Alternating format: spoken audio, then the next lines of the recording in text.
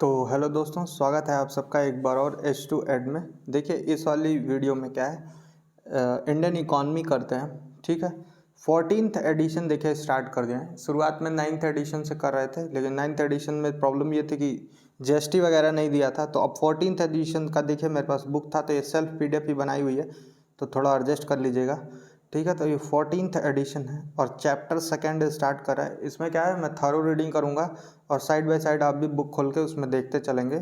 ठीक है, अगर जो बुक नहीं भी है तो आप ये वीडियो को देखिए, फॉलो कीजिए। अभी देखिए तो जल्दी जल्दी चैनल को जो है 50 सब्सक्राइबर्स तक पहुंचा दीजिए। तो ये सारे काम जो हम लाइव में करेंगे, तो आपको कोई कन्फ्यूजन अगर जो होगा तो आप बीच में पूछ भी पाएंगे। तो जल्दी से 50 सब्सक्राइबर्स तक पहुंचा दीजिए।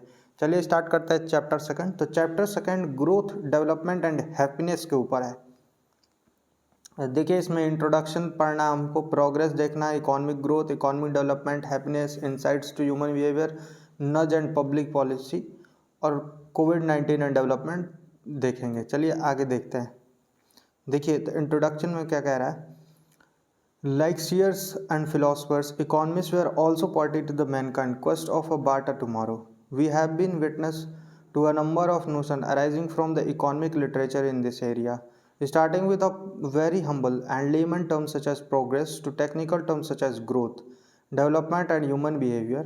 With greater dependence on the idea of economic man, the world created immense wealth in the post-war decades. It was in 1980s that social scientists started final studies in the area of mankind actions, finally challenging the very idea of the economic man, that is rational man, thus starting mankind urged to introspect the life of humanity on planet Earth. Meanwhile, humanity was faced with the unique riddle of the climate change. Now, courtesy of the United Nations Organization (UNO), the world has the World Happiness Report. Progress देखिए, progress in general term frequently used by experts to denote betterment or improvement in anything in economics. In economics, the term was used for a long time to show the positive movement in the lives of people and in economy. It had both quantitative and qualitative aspect to it. After a point of time, some economists started using all three terms, progress, growth, and development, interchangeably to mean almost the same meaning. But it was only during 1960s, 70s and 1980s that a clear meaning of these terms really evolved. The term progress became a general term with no specific meaning in the economics or denoting both growth and development. But growth and development were allotted their clear cut meanings. Economic growth. Growth, a term arising from the life sciences in the economics, means economic growth. Economic growth is an increase in the economic variables over a period of time. The term can be used in an individual case or in the case of economy or the whole world. The most important aspect of the growth is quantifiability. That is, one can measure it in absolute terms. All the unit of measurement may be applied depending on the economic variable where growth is being studied. We have a few examples. First, an economy might have been able to see growth in the food production during the decade, which could be measured in tons.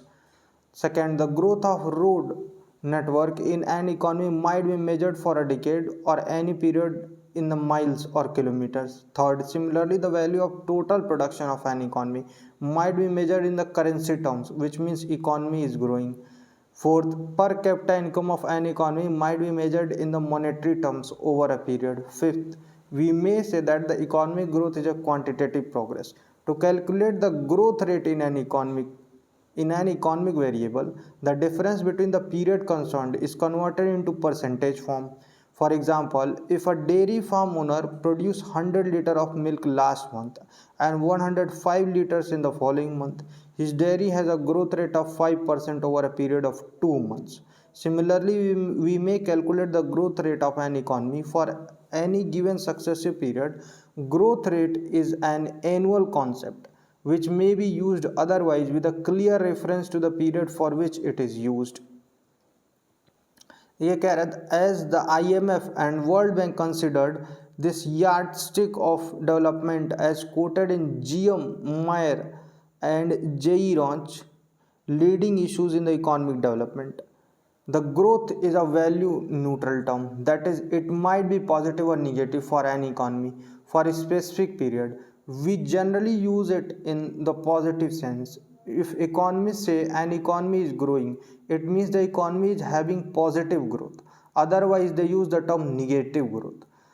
Economic growth is a widely used term in the economics which is useful in not only national level economic analysis and policy making but also highly useful in the study of comparative economics.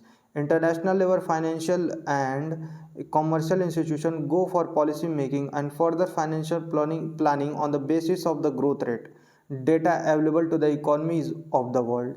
Economic development for a comparative longer period period of time after the birth of economics, economists remained focused on the aspect of ex- expanding the quantity of production and income of the country's economy.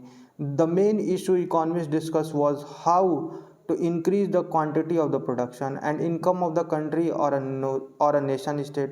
It was believed that once an economy is able to increase its production, its income will also increase and there will be an automatic betterment quality increase in the lives of people of economy. There was no conscious discussion over the issue of quality expansion in the life of people. Economic growth was considered as a cause and effect for the betterment of life of people. This was the reason why economists till 1950 failed to distinguish between growth and development, though they knew the difference between the terms. It was during 1960 and in the later decades that the economists came across many countries where the growth was comparatively higher but the quality of life was comparatively low. The time had come to define economic development differently from the word meant by economic growth.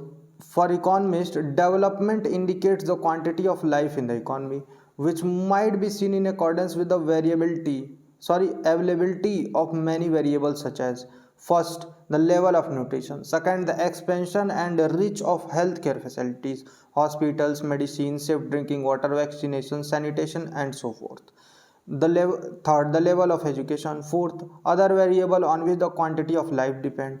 Here one basic thing that must be kept in mind is if the masses are to be guaranteed with the basic minimum level of the quantity enhancing inputs above mentioned variables such as food, health, and education in their life, minimum level of the income has to be guaranteed for them. Income is generated from the productive activities. It means that before assuring development, we need to assure growth. Higher economic development requires higher economic growth. But it does not mean that the higher economic growth automatically brings higher economic development. A confusion the early economists failed to clarify. We must cite an example here to understand the confusion. Two families having same level of income but spending differing amounts of money on developmental aspects. One might be giving little attention to health, education and going for saving, and the other might not be saving but taking possible care of the issue of health and education. Here the latter necessarily will have higher development in comparison to farmer. Thus we may have some diverse case of growth and development. First, higher growth and higher development; second, higher growth but lower development; and third, lower growth but higher development. The above mentioned combination through the though comparative in nature make one thing clear that just for higher income and growth we need conscious efforts, and same is true about the economic development and higher economic development. Without the conscious public policy, development has not been possible anywhere in the world. Similarly, we can say that without growth, there cannot be development either. The first such instance of the growth without development which economists saw was in the Gulf countries. In these economies, though they had far higher level of income and growth, the level of development were comparable levels not of comparable levels. Here started the branch of economics which came to be known as developmental economics. After the arrival of the World Bank, WB, and International Monetary Fund IMF conscious economic policies were framed and prescribed for the growth and development of less developed economies. We can say that economic development is a quantitative as well as qualitative progress in the economy. It means when we use term growth, we mean quantitative progress, and when we use term development, we mean quantitative as well as qualitative progress. If economic growth is suitably used for development, it comes back to accelerate the growth, and ultimately greater population is brought under the arena of development. Similarly, high growth is with low development and ill care development finally result in fall in growth. Thus, there is a circular relationship between growth and development.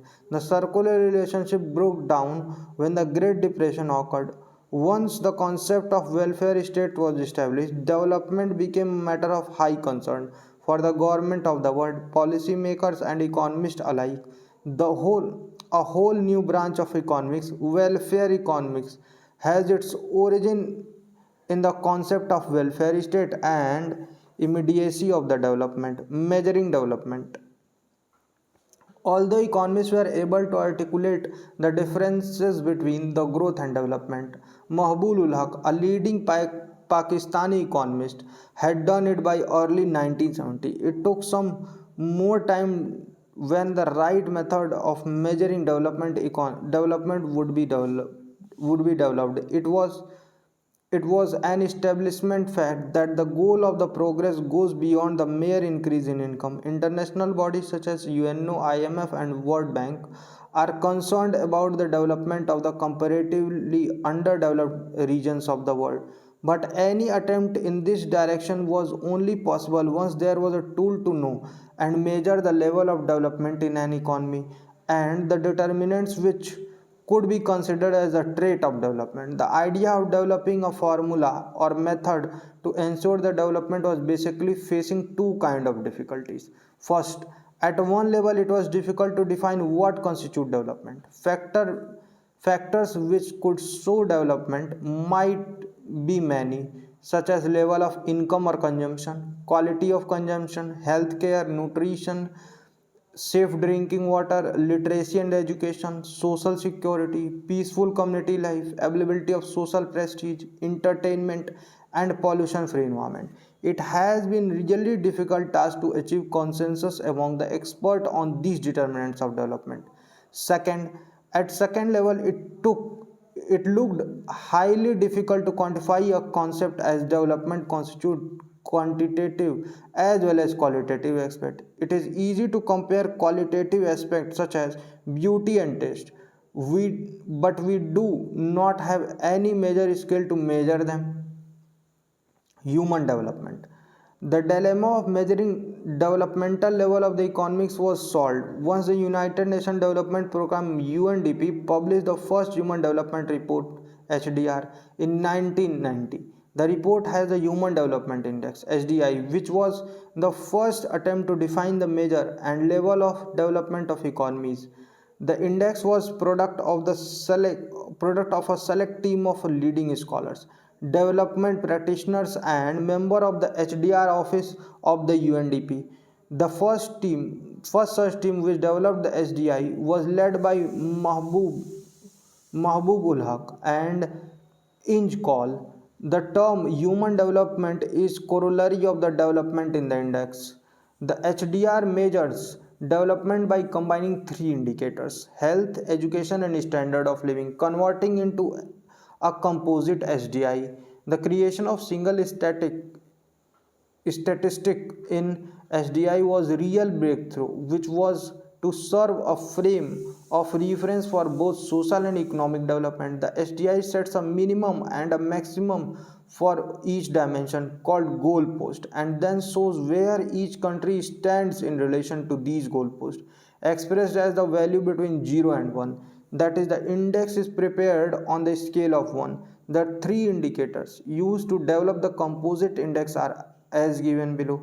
The education component of the HDI is now, since HDR 2010, measured by two other indicators. First, the means of year of schooling for adults aged 25 years.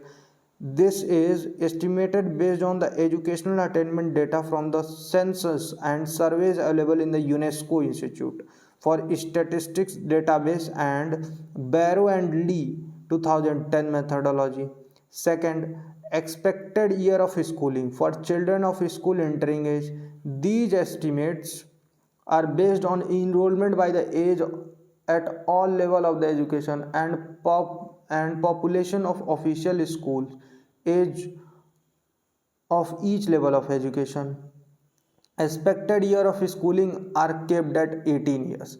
These indicators are normalized using a minimum value of 0 and maximum value are set to the actual observed maximum value of mean years of the schooling from the countries in the time series 1980 to 2012, that is 13.3 year estimated for the United States.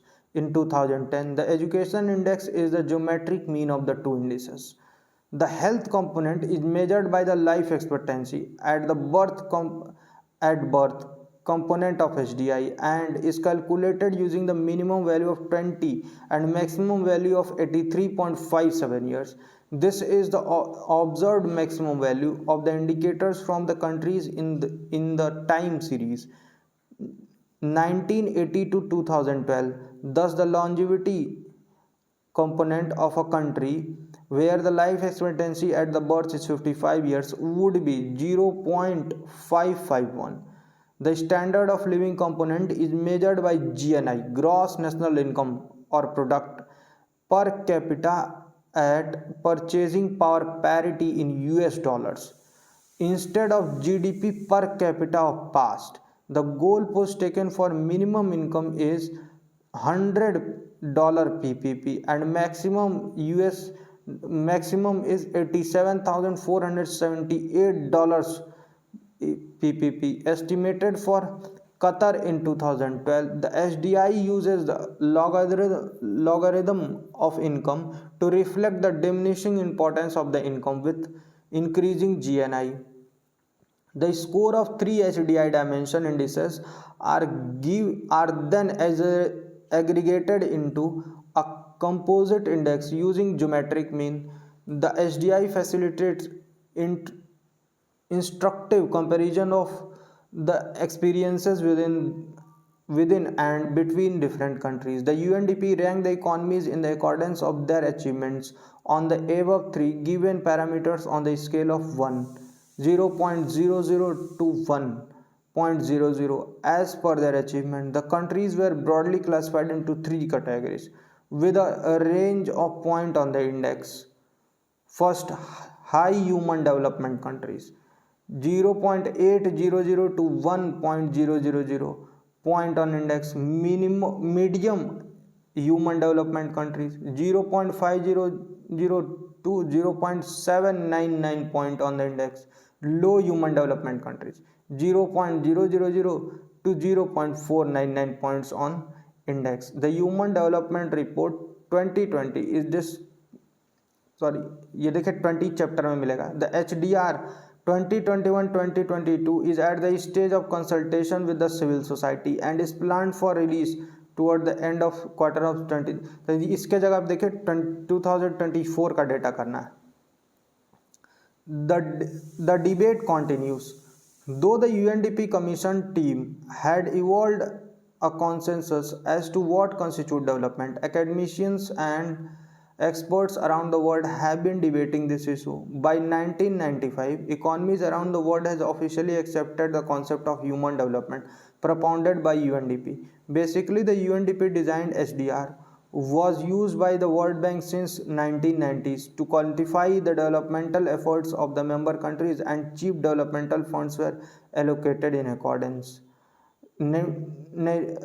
Naturally, the member countries started emphasizing on the parameter of income, education and life expectancy in their policy making, and in this way the idea of HDI got obligatory or voluntary acceptance around the world. For many years, experts and scholars came up with their own version of defining development. They gave unequal weightage to the determinants defining development, as well as selected some completely different parameters which could also denote development in a more suitable ways. Since quality is a matter of value adjustment and normative concept, there was a scope for this representation. Most of such attempts were not prescriptions for an alternative development index, but they were basically trying to show the incompleteness of the HDI via intellectual satires.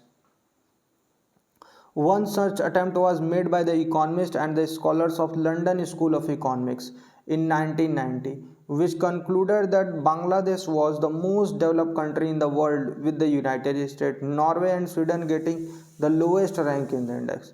Basically, it is very much possible to come out with such an index. For example, we may say that the peace of mind is necessary element for the development and betterment in human life, which depends heavily on the facts as to how much sleep we get every day. House thief and burglary are major determinants of a good night's sleep, which in turn depend on the fact as how assured we go to sleep in our homes at night from burglars and thieves.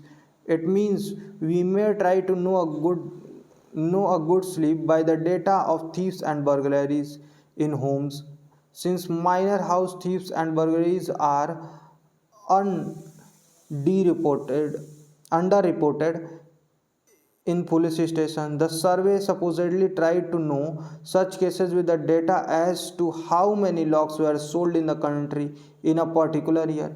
In this way, a country where the people hardly have anything to be stolen or no risk of being burgled might be considered having the best sleep at night and thus best peace of mind, and that is why this will be the most developed country. Basically, the HDI could be considered as one of the possible way of measuring development, which was involved by the group of experts concerned with the maximum degree of consensus. But the index which calculates the development of economies on certain parameter might be overlooking many other important factors which affect the development of an economy and standard of living. As per experts, such other determinants affecting our living condition might be: first, cultural aspect of the economy; second, outlook toward the aesthetics and purity of environment; third, aspect related to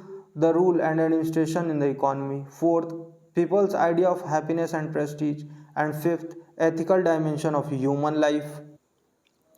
Introspecting development. Confusion about the real meaning of development started only after World Bank and IMF came into being. As experts were studying the development process of developing world, they were also surveying the performance report of the developed world. As the Western world came to be regarded as the developed, having top 20 ranks on the SDI, social scientists started evaluating the condition of life in these economies. Most of such studies concluded that life in the developed world is anything but happy. Crime, corruption, burglaries, extortion, drug trafficking, flesh trade, rape, homicide, moral degradation, sexual perversion, and so forth. All kind of the so-called vices were thriving in the developed world.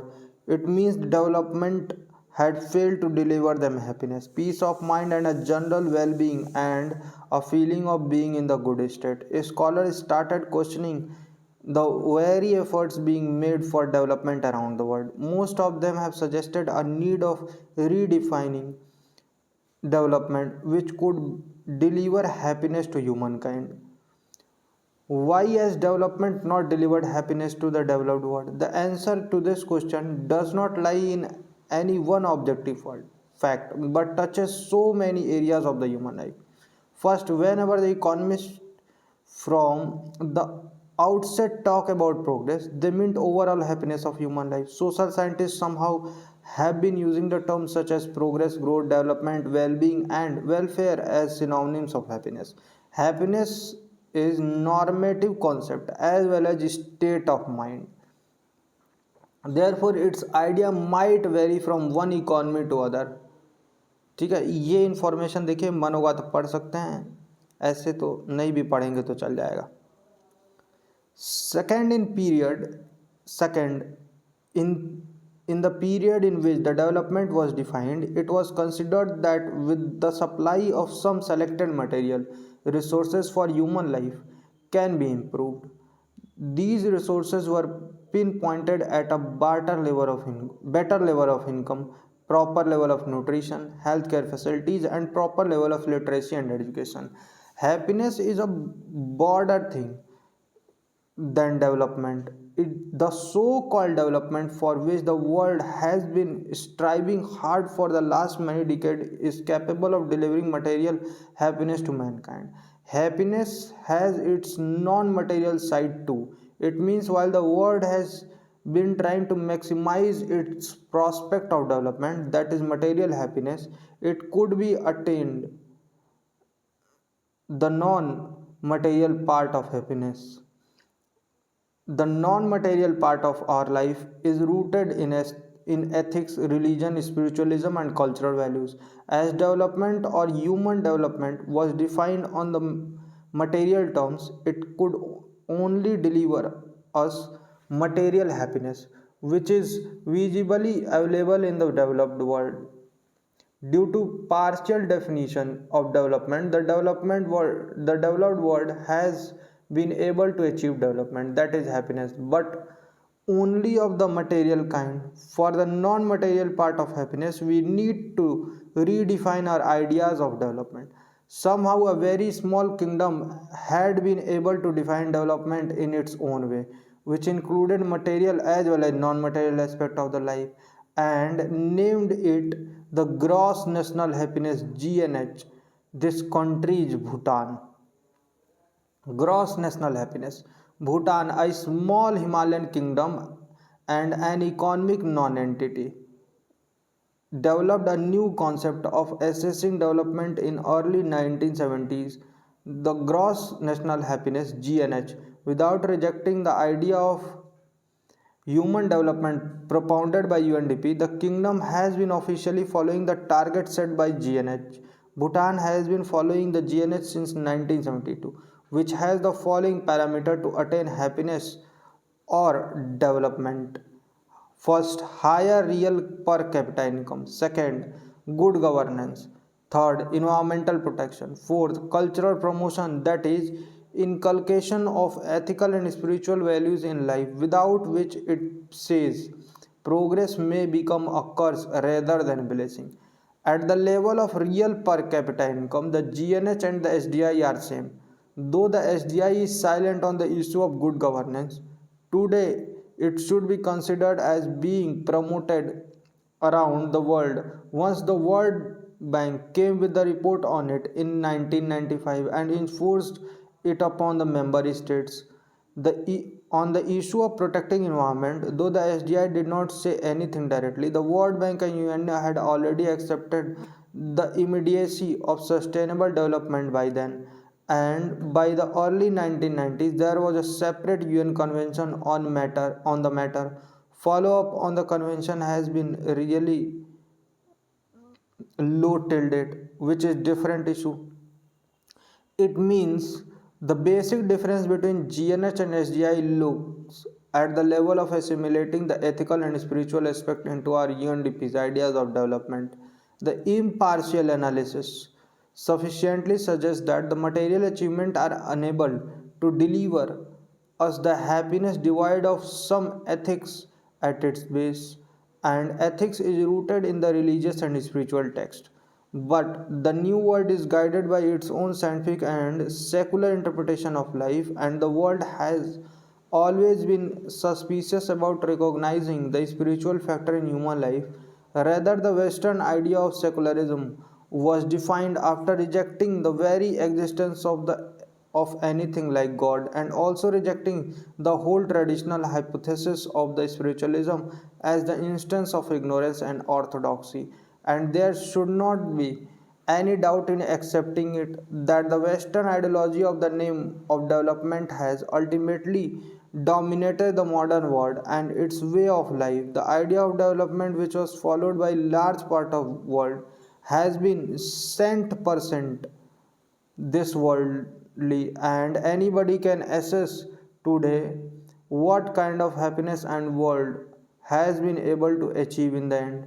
A recent study by a senior economist of the UNDP on the Bhutanese development experience under the GNH has vindicated the idea of gross happiness. The development must result in, as per the study, the period 1984 to 98 has been spectacular in terms of development, with life expectancy increasing by whopping 19 years. Gross school enrollment reaching 72% and literacy touching 47.5% from just 17%. After the terror attack on the World Trade Center in the United States, the whole world has gone through a psychic metamorphosis, and at the very least, the euphoria of the development from this world to that world has been shaken from its very base. The world, which is in the process of globalization, has started introspecting whether the multicultural coexistence is possible. The HDR of 2004 was titled as Cultural Liberty in Today's Diverse World. We may conclude that the mankind is passing through a phase of serious introspection and transition where the dominant view in the world may metamorphose into redefining the idea of development by including ethical values and spiritualism as important parts. But till now, the proponent of the development took a bit shy in believing and accepting wholeheartedly that there exists a non-material part of life which needs to be realized to make our development result in happiness. The World Happiness Report 2022 was released on 8 March 2022, 2 days before the International Day of Happiness. The 146 Nation Report, 10th in the series, rank nation based on the reported happiness by their citizens, aimed at guiding public policy of nations. The report measures the rank of the nation based on the following six variables: GDP per capita, second social support, third healthy life expectancy at birth, fourth freedom to make life choices, fifth generosity, and sixth perception of corruption. Besides considering the data on the above given six indicators, the report based on the Gallup World Poll also considered the respondent vote on three subjective indicators, namely, first, life evaluation, where the respondents will situate their life on ladder from 0 at the bottom to 10 at the top, representing the worst and best possible life respectively. Second, positive emotions, whether the respondents experienced happiness, love, and enjoyment on the day they polled and the day before. Negative emotions, whether the respondent experienced worry, sadness, and anger on the day they polled and the day before. Major highlights of the report are as given below. First, the top 10 happiest countries. In decreasing order of their ranks: Finland, Denmark, Iceland, Switzerland, Netherlands, Luxembourg, Sweden, Norway, Israel, and New Zealand. Why Finland is so happy has been a curious question for all. As per research, the region include smart urban planning, access to green spaces, and access to green spaces which reduce the stress and promote physical creativity, an effective system of the progressive taxation, and strong healthcare and education system. Curiously, Finland shares a border with the Russia, ranked 18th, marking a grim reality during a time of war. The happiest country set alongside one of the unhappiest. Second, top 20 happiest country other than the top 10 in decreasing order of their ranks: Australia, Austria, Ireland, Germany, Canada, United States, United Kingdom, Czech Republic, Belgium, and France. ये India की current आप rank देख लीजिएगा। फिर India's neighbour, ये सब भी देखिए, ये आपको करंट का ही देखना है। देखिए फिर कह रहा है यहाँ देखिए, फिर नेक्स्ट पॉइंट कह रहा है positive emotions as a whole remain more than twice as frequent as negative ones despite pandemic. For the young life expectancy has fallen while for those over 60 it has risen. The 10th anniversary issue celebrates the following three major promising development in the ability to measure and explain happiness. First, reference to happiness, that is printed text in the book or social media, have increased sharply over the last 10 years, while reference to income and GDP have fallen. Second, there is a close relationship between biology and happiness. We now have many biomarks of happiness.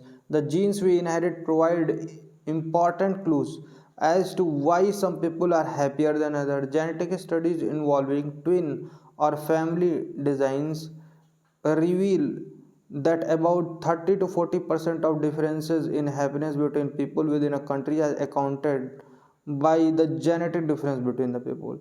The other 60 to 70% of the differences between people result from the effect of environmental influence that are dependent of the genes. Third, happiness research is now able to capture emotion in better ways. Positive emotions which involve low arousal, such as calm, peace, harmony, were ignored. Recent research shows that these emotions contribute significantly to the overall life satisfaction. For the future, the prospect of happiness will depend on the whole range of factors, including the future course of pandemic and scale of military conflict. However, an important contribution will come from improvements in the science of happiness as per report. Well-being approach, a new concept, well-being adjusted life years, well-being, has been introduced in the report to evaluate social progress and make effective policy which takes into account both the quality of life and the length of life. As the concept of quality adjusted life years quali is used by the health economists to count only the individual patient's health related quality of life, the well-being approach counts the total well-being of an individual. This approach puts a lower value upon the money relative to life. According to many studies in the rich countries, an extra US dollar rises by well-being by around 1 by 1 lakh points, but an extra year of life increases well-being by around 7.5 points. So, the community should value the quality of life equally to the 7 lakh 50,000 US dollar GDP. The approach also provides more complete way of measuring human progress and comparing the performance of different countries. It does this by multiplying average well-being by the life expectancy. On this basis, the number of well-beings per person rose by 1.3% between 2006 to 8 and 2017 to 19 due to higher life expectancy initially in the less healthy countries. This was a significant reduction in the fundamental inequality across the world. The inequality remains lower in 2020 despite COVID-19.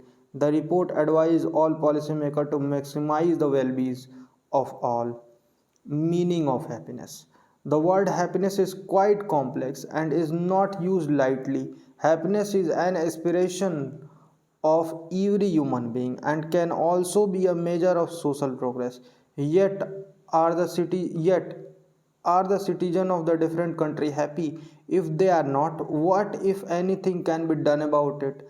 The key to the key to proper measurement must begin with the meaning of the word happiness.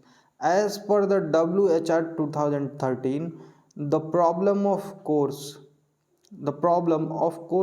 is that happiness is used in at least two ways. First, as an emotion, and second as an evaluation. The individual were to routinely mix up their responses to these different questions and then measure of happiness might tell us A very little. Changes in the reported happiness used to track social progress would perhaps reflect little more than transient changes in emotion or improvised person who ex- who express happiness in terms of emotion might inadvertently diminish societies will to fight poverty. Fortunately, respondents to the happiness survey do not tend to make such confusing mistakes.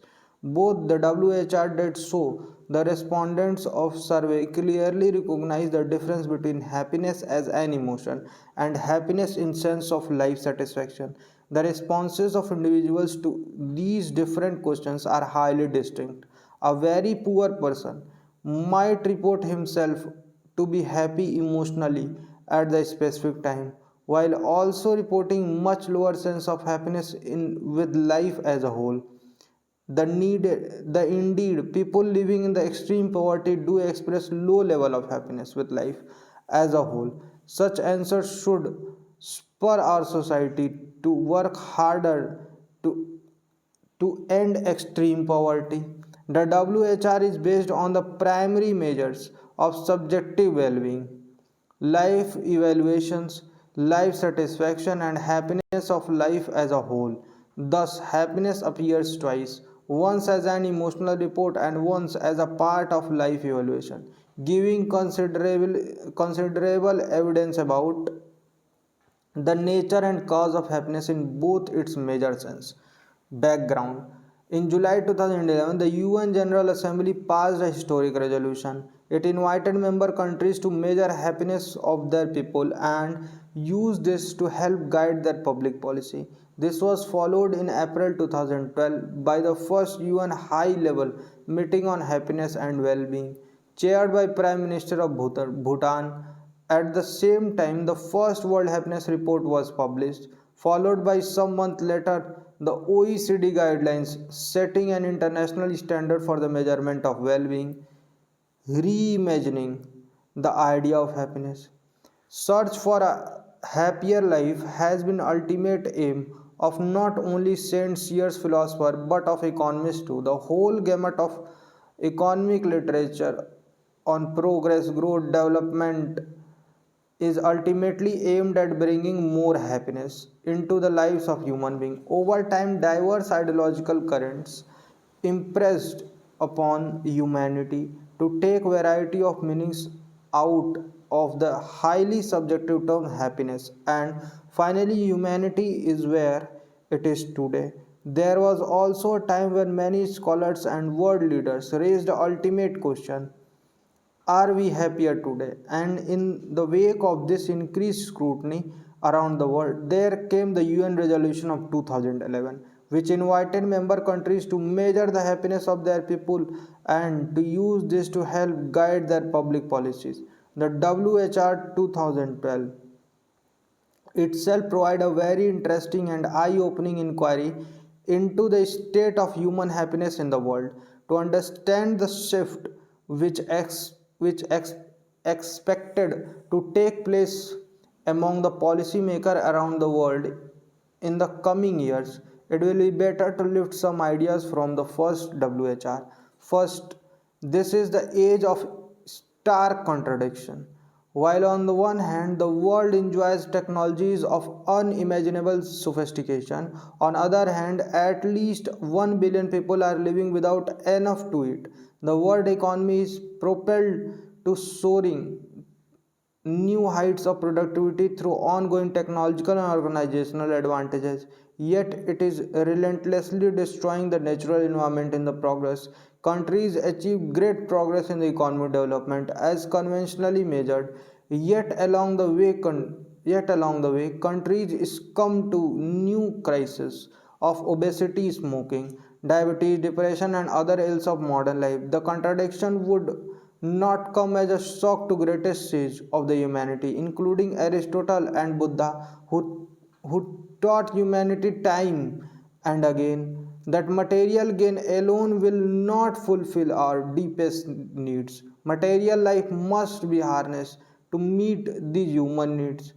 Most importantly, to promote the need of the suffering, social justice, and attainment of happiness. Second, the WHR 2012 took key example from the United States, the world economic superpower, which has achieved striking economic and technological progress over the past half century without gains in the self-reported happiness of the citizenry, with the following serious concern of today. First, uncertainties and anxieties are high. Second, social and economic inequalities have widened considerably. Third, social trust is in decline. And fourth, confidence in government is at an all time low. Perhaps these reasons, life satisfaction in the United States has remained nearly constant during the decades of rising gross national product GNP per capita.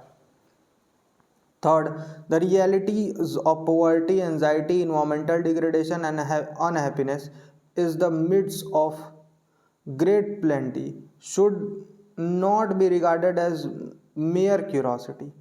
They require our urgent attention, and especially so at this juncture in human history. F- For we have entered a new phase of world termed the Anthropocene by the world's Earth system scientists.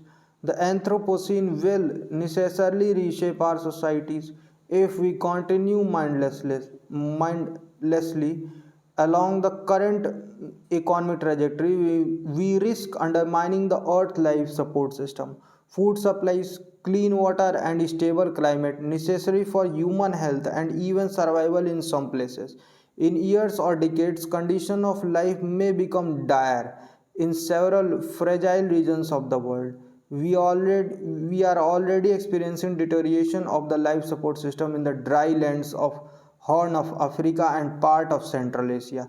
On the other hand, if we act wisely, we can protect the earth while raising the quality of life broadly around the world. We can do this by adopting lifestyles and technologies that improve happiness and reduce human damage to environment. Sustainable development is the term given to the combination of human well-being, social inclusion, and environmental sustainability. There is no doubt in concluding that the quest of happiness is intimately linked to the quest of sustainable development. Fourth, in an improvised society, the urge for the material gain typically makes a lot of sense. Higher household incomes or a higher per capita GNP generally signifies an improvement in the life condition of the poor. The poor suffer from the dire deprivation of the various kind, lack of adequate food supplies, remunerative jobs, access to health care, safe homes, safe water and sanitation, and educational opportunities. As incomes rise from low levels, human well being improves. Not surprisingly, the poor report a rising satisfaction with their lives as their major income increases.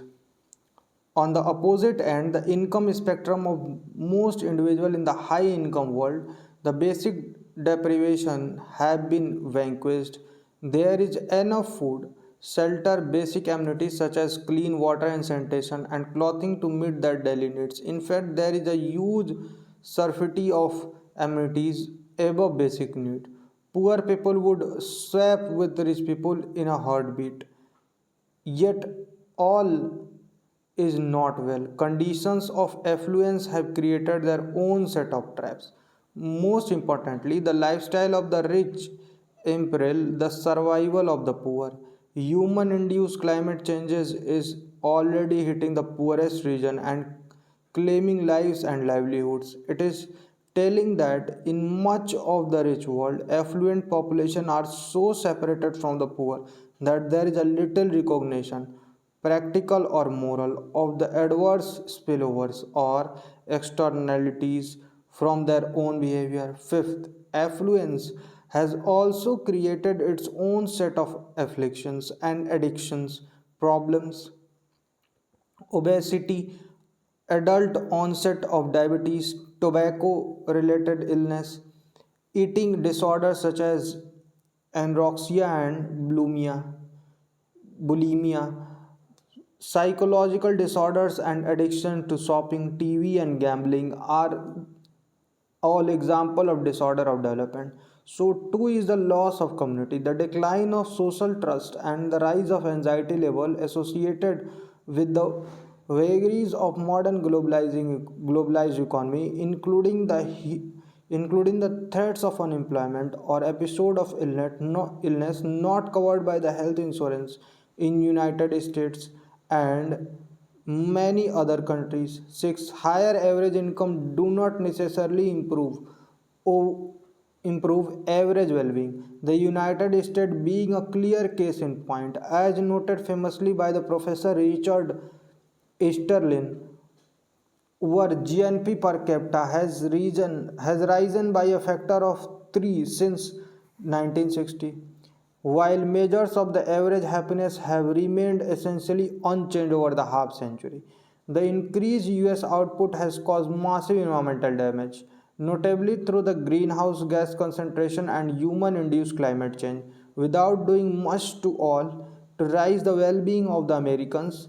Thus, we do not have a trade off between the short run gains to well being versus long run cost to environment. We have a pure loss to the environment without offsetting short term gains. The paradox that Easterline noted in the United States was that at the particular time richer individuals are happier than poorer ones, but over time the society did not become happier as it became richer. This is due to four reasons. First, individuals compare themselves to others. They are happier when they are higher on the social or income ledger. Yet when everybody rises together, relative status remains unchanged. Second, the gains have not been evenly shared but have gone disproportionately to those at the top of income and education distribution. Third, the other social factors, insecurity, loss of social trust, declining confidence in government have counteracted any benefit felt from the higher incomes. Fourth, individuals may experience an initial jump in happiness when their income rises, but then at least partly return to early level as they adapt to the new higher incomes. Seventh, these phenomena put a clear limit on the extent to which rich countries can become happier through the simple device of economic growth. In fact, there are still other general reasons to doubt the formula of ever rising GNP per person as the route to happiness. While higher income may raise happiness to some extent, the quest for higher income may actually reduce one's happiness. In other words, it may be nice to have more money, but not so nice to starve for it. Psychologists have found repeatedly that individuals who put a high premium on higher incomes generally are less happy and more vulnerable to other psychological ills than individuals who do not carve higher incomes. Aristotle and the Buddha advise humanity to follow a middle path between asceticism on one side and craving material goods on the others. Eighth, another problem is the creation of new material wants through the incent advertising of products using powerful imaginary and other means of persuasion. Since the imaginary is ubiquitous on all of our digital devices, the stream of advertising is more relentless than ever before. Advertising is now a business of around 500 US billion dollar per year. Its goal is to overcome state by creating wants and longings where none previously existed. Advertisers and Marketers do this in part by preying a psychological weakness and unconscious urge. Cigarettes, caffeine, sugar, and trans fat all cause cravings. In if not outright addiction, fashions are sold through increasingly explicit sexual imagery. Product lines are generally sold by associating the product with high social status rather than with real needs. Ninth, the thinking of becoming happier by becoming richer is challenged by the law of diminishing marginal utility of income. After a certain point, the gains are very small.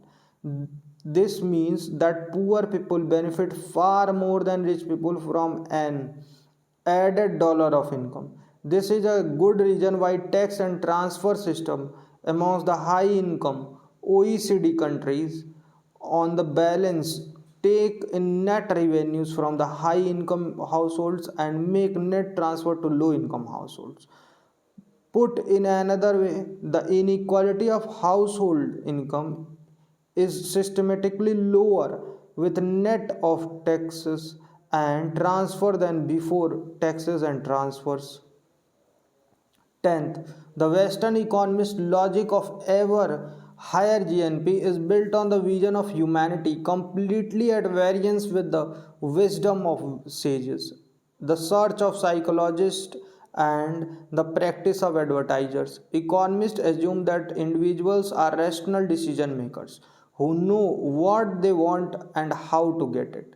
So to get a to it close to it as possible given their budget. Individuals are largely about themselves and derives pleasure mainly through their consumption. The individual preferences are are, as consumers are a given on change is given or change in ways actually anticipated in advance by individuals themselves. Some economists even say that drug addicts have acted rationally, consciously trading off the early benefit of the drug use with the later high toll of addiction. 11th, we understand that we need a very different model of humanity, one in which we experience complicated interplay of the emotion and rational thought, unconscious and conscious decision making, fast and slow thinking. Many of our decisions are led by emotion and instincts and only later rationalized by the conscious thought. Our decisions are easily primed by associations, imaginary, social context, and advertising. We are inconsistent and irrational in sequential choices, failing to meet basic standards of rational consistency.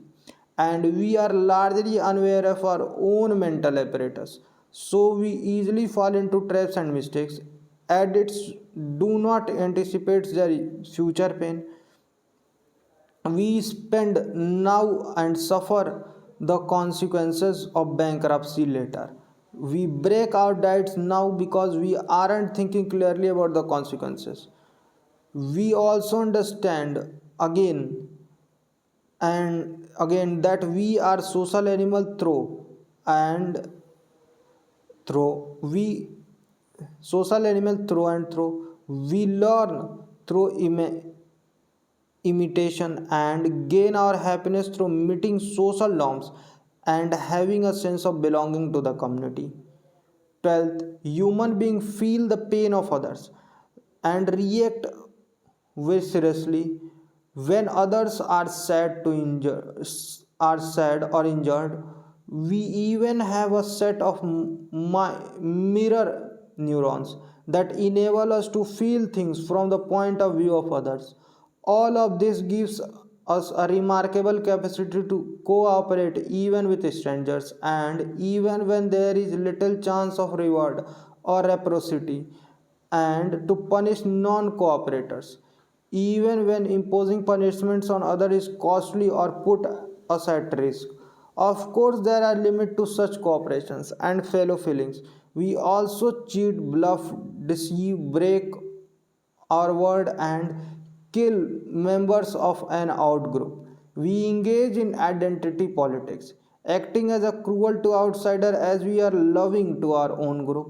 All these lessons of human nature matter more than ever, more even than when the Buddha taught humanity about the illusion of the transient pleasures, and the Greek warned us against the tempting serene tempting serene song that could pull us off our life's course.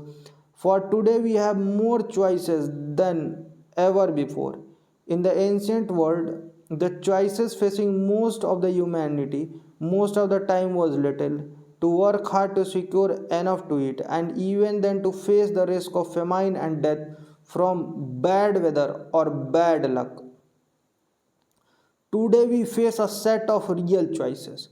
Should the world pursue GNP to point of environmental ruin, even when incremental gains in GNP are not increased much or at all, the happiness of affluent societies? Should we crave for higher personal income at the cost of community and social trust? Should our government spend even a teeny fraction of the $500 billion spent on advertising each year to help individuals and families to understand better their own motivation, wants, and needs as consumers? Should we consider some part of our society to be off bounds to the profit motive so that we can foster the spirit of cooperation, trust, and community? A recent analyst of Finland school system, for example, writes that Finland excellence, a ranking near the top of the international comparison in the students' performance, has been achieved by fostering a spirit of community and equality in schools.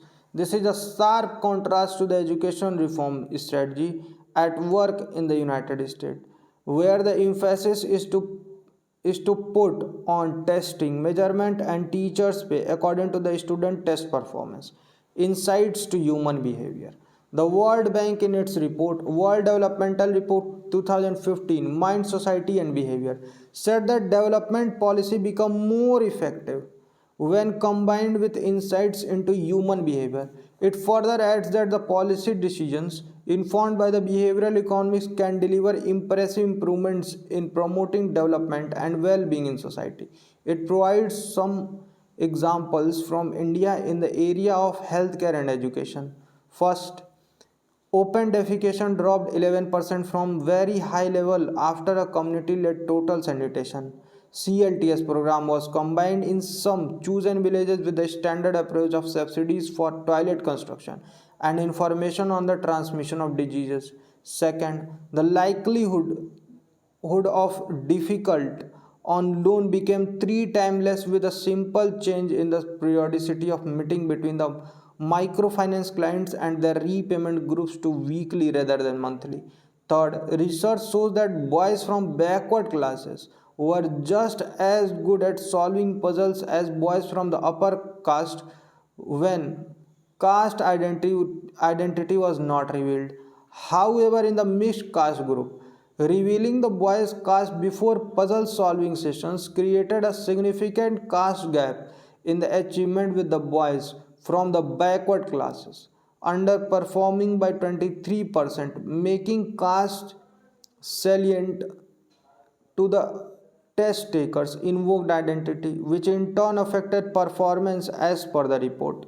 The report has recommended that the presence of stereotype can contribute to major ability, ability differences, which in turn reinforce the stereotype and serve as a basis of exclusion.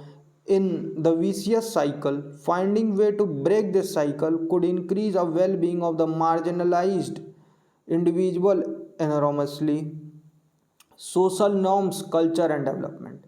Economic development is not only depend on fiscal policy, monetary policy, and taxation, but is also rooted in human psychology, sociology, culture, and norms. In economics, there has been a bit of resistance in emphasizing other aspects of development because it is thought of giving ground to the neighboring disciplines. The WDR of 2015 focus on the behavioral and social foundation of development and has been very well received. Government documents, generally hard nosed, usually make no mention of the role of the social norms and culture in promoting development of the economic efficiency. However, there is now a growing body of literature that demonstrate how certain social norms and cultural practices are vital ingredients of the economic efficiency and growth. Groups and societies that are known to be honest and trustworthy tend to do better than the societies that do not have this reputation. There have been broad cross country studies and also laboratory experiments that illustrate this. More generally, what is being argued is that a nation's success depends, of course, on its resources, human capital, and economic policies, for instance, fiscal and monetary policies, but also on cultural and social norms that permeate the society. Societies that are endowed with the personal integrity and trustworthiness have natural advantage in that no third party is required to enforce contract. For outsiders, the mere knowledge that a particular society is trustworthy is a reason to do more business and trade with it. One reason why these social causes of development do not get enough recognition in the literature on economic policy is that the science of how these economies friendly social qualities are acquired is not yet fully understood. Fortunately, the new discipline of the behavioral economics is beginning to give us some insight to the formation of custom and behavior. First, it is, for instance, known that buildings and office spaces which are cleaner and aesthetically better maintained result in individual being more honest and desisting corrupt activity. It is almost as if we have the mental inclination not to defile a good ambience through act of corruption.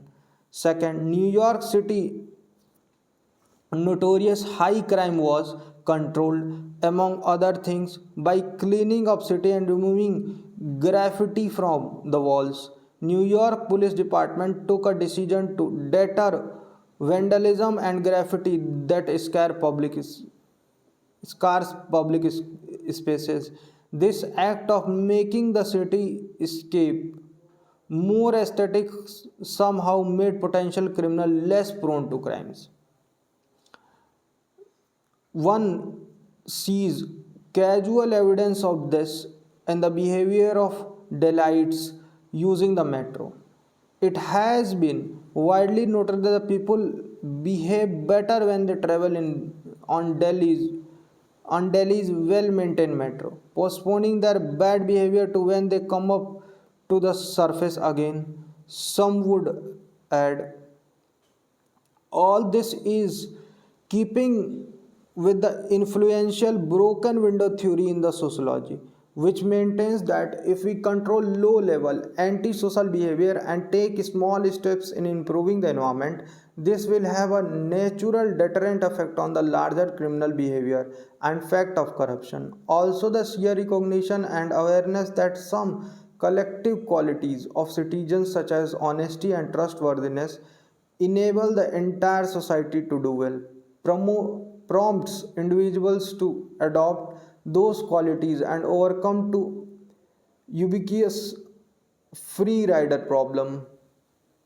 There is growing literature in economists arguing that pro-social behavior, which include altruism and true and trustworthiness, is innate to human beings and moreover forms an essential ingredient for efficient functioning of economy. In other words, human beings have a natural ability to forego personal gain for the sake of other people, or because that is what is required because of a promise the person had made. This trait may well have evolutionary roots, but its existence is now well demonstrated in laboratory tests by recent studies. Value and economics. There is research in psychology and evolutionary biology which shows that morality, altruism, and other values are innate part of the human mind. Even though the social settings in which the person lives can nurture or stunt these traits. However, the recognition that these human and moral qualities can have a large impact on the economic development came relatively late to economics. Hence, the literature on this is relatively recent and brief.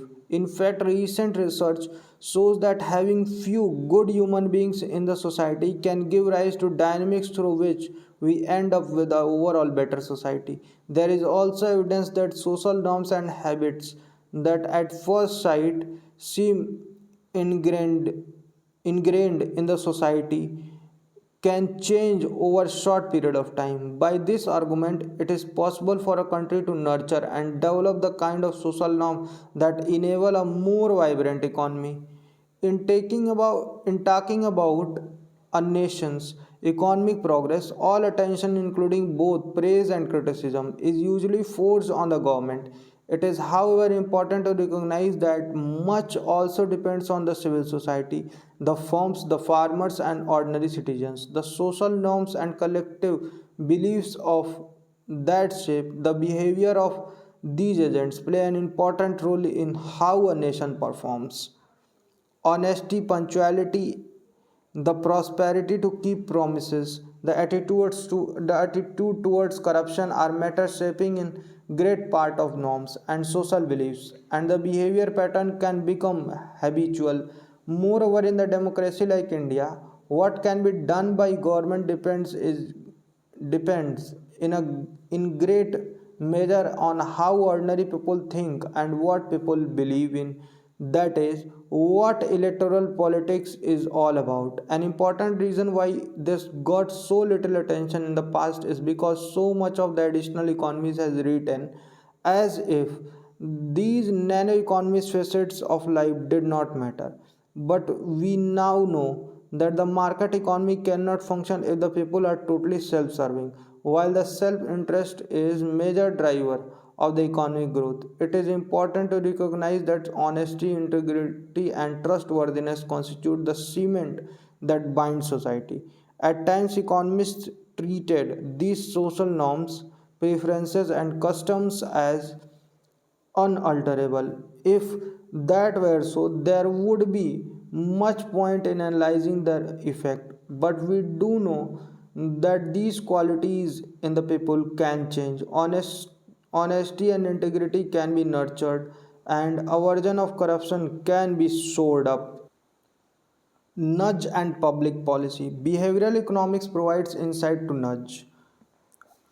अब आइए नज देख लेते हैं क्या है। तो nudge literally means to prod someone gently with one's elbow in order to attract attention. It is concept of behavioral science which proposes positive reinforcement and indirect suggestion as ways to influence the behavior of individual or groups. Nudging contrast with other ways to achieve compliance, such as education, legislation, or enforcement.